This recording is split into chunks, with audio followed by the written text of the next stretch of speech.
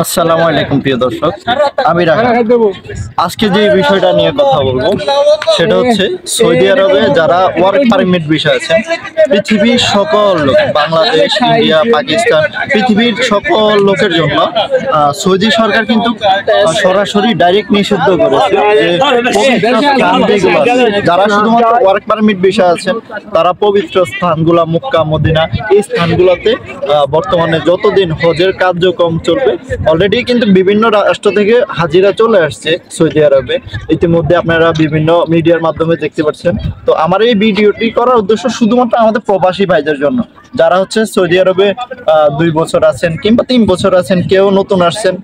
নতুন করে যারা আসছেন তারা বিশেষ করে জানেন না, তাদের জন্য এই মেসেজটা।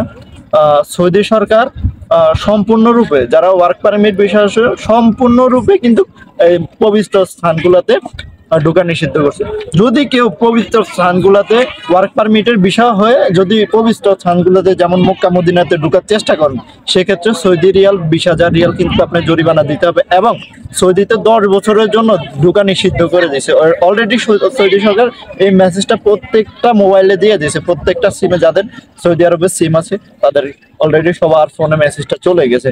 এবং এই বিষয়টা নিয়ে অনেকে জানেন, হয়তো অনেকে জানেন না। আমি এই বিষয়টা নিয়ে কথা বলতে চাচ্ছি আজকে।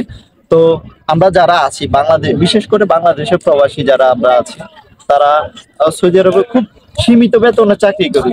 আমাদের দ্বারা সম্ভব না 20,000 রিয়াল সৌদি আরবে জরিমানা দেওয়া, কিন্তু জরিমানাও আপনি দিতে হবে, প্লাস জেল খাটতে হবে। যতদিন আপনি সৌদি আরবে জরিমানা দিবেন না, 20,000 রিয়াল আপনি যতদিন জরিমানা দিতে পারবেন না, ততদিন আপনি সৌদি আরবে যাইতে পারবেন না। তো ভাই, আমাদের কি দরকার আছে?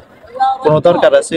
সৌদি সরকার কোনো সমস্যা নাই, আমরা আমাদের উমরা করার দরকার, উমরা করতে পারবো, কোনো সমস্যা নেই। চলমান যে হজের কার্যক্রম আছে, হজ শেষের পরে কিন্তু আমরা আবার উমরা করতে পারবো, কোনো সমস্যা নেই। এই ক্ষেত্রে কোনো নিষেধাজ্ঞা নাই। তার নির্ধারিত একটা সময় সীমা দিয়ে দিয়েছে সৌদি সরকার, ওই সময় সীমার ভিতরেই কিন্তু আপনি হজের উমরা পবিত্র স্থানগুলোতে আপনারা ভ্রমণ করবেন না।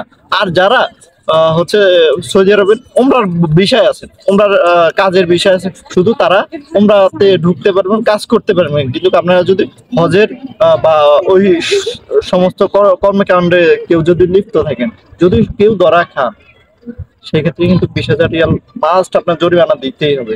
তো সবাই ভালো থাকবেন, সুস্থ থাকবেন।